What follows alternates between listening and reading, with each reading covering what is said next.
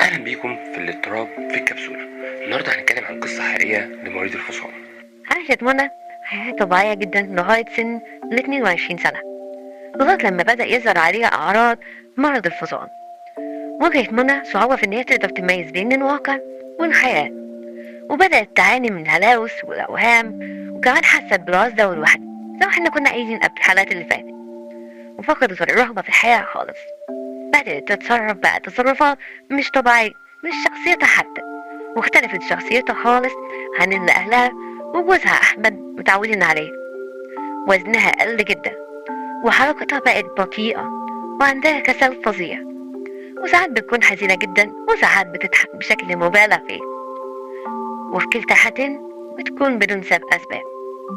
حتى كانت بتحب الرسم وأنشطة تانية كتير، ما عادتش بتعمل حاجة منهم، وبتقاوح في كل حاجة وبتعاند، وشخصيتها كمان اتغيرت. وكمان بقى في خلاف بينها وبين أحمد جوزها كتير جدا، وعائلتها كمان، لدرجة إنها بقت شايفة إنهم بيكرهوها وبيغصبوها على أي حاجة، حتى أحمد أقرب واحد ليها. وبتشوف إن هما بقى بيخططوا لها عشان يقتلوها ويخلصوا عليها كمان.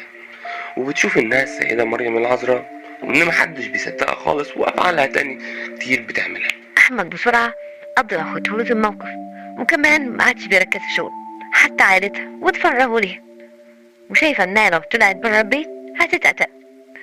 أحمد بقى بدأ يقرأ ويشوف عن النت، فعرف إن دي أعراض مرض الفصام، فقرر إن هو ياخدها لدكتورة نفسية. شخصت الدكتورة مريم حالة منى، وحطت لها خطة علاجية تشمل بقى الأدوية والعلاج النفسي، هتلاقي موجودة في الحلقات اللي فاتت. في البداية منى واجهت صعوبة في إنها تقبل مرضها وإنها تعترف بيه كمان، وإنها تلتزم بعلاج. طبعا كان الدواء بيجهدها وبيخليها معظم الوقت نايمة. بس بعد فترة من التزامها بالعلاج وكمان دعم عائلتها وأصدقائها وبالذات جوز أحمد، بدأت منى رحلة الأمل نحو الشفاء. طب إيه هي التحديات اللي كانت بتقابل منى خلال رحلتها؟ أول حاجة الآثار الجانبية بتاعت الأدوية. منى كانت بتعاني طبعا من الآثار الجانبية بتاعت الأدوية، زي إن هي كانت دايما معظم الوقت بتحس بالنعاس وإن هي عايزة تنام، وكمان الصداع، وكمان وصمة العار. منى كانت بتعاني من وصمة العار من بعض الأفراد بتوع المجتمع اللي هم مبيعرفوش حاجة عن مرض الفصام. طبعا معظم الناس شايفة إن كل الناس أو أي حد بيعاني من الحاجات دي مدمن. على الرغم من التحديات اللي كانت بتقابلها دي، هي حققت إنجازات، زي إن هي بدأت تلتزم بالأدوية اللي كانت بتاخدها وكمان الجلسات العلاج النفسي، وده اللي أدى إن هي تحسن من حالتها الصحية وكمان قلت أعراض الفصام. وبدأت إن هي تستعيد حياتها الطبيعية، وتمكنت إن هي ترجع لدراستها وحياتها الاجتماعية.